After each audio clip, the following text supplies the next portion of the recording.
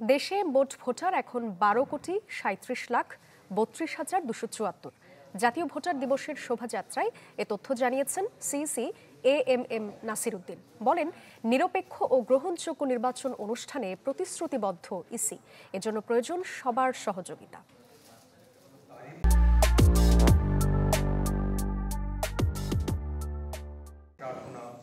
দেশে সপ্তমবারের মতো উদযাপিত হলো জাতীয় ভোটার দিবস।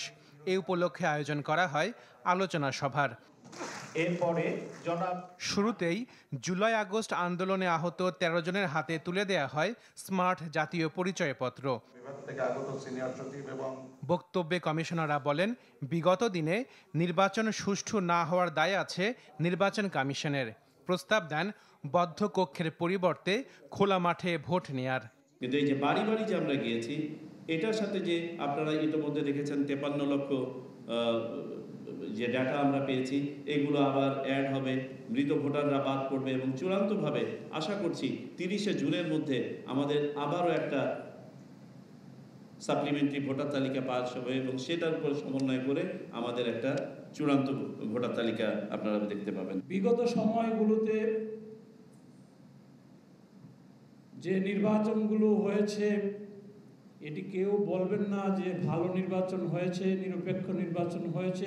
আমি মনে করি এর গুরু দায়ভার নির্বাচন কমিশনের।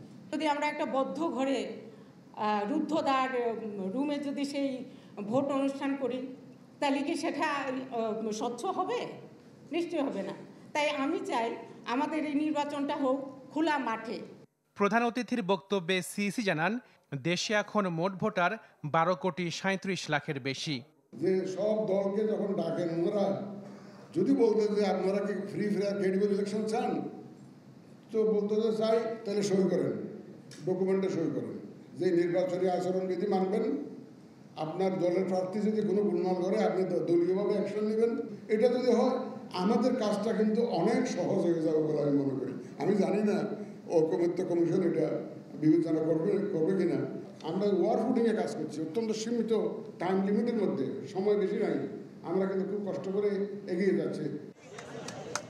এর আগে জাতীয় ভোটার দিবসের উদ্বোধন করেন প্রধান নির্বাচন কমিশনার। জানান, দ্বিতীয় আরেকটি ভোটার তালিকা হবে, যা প্রকাশ করা হবে জুনে।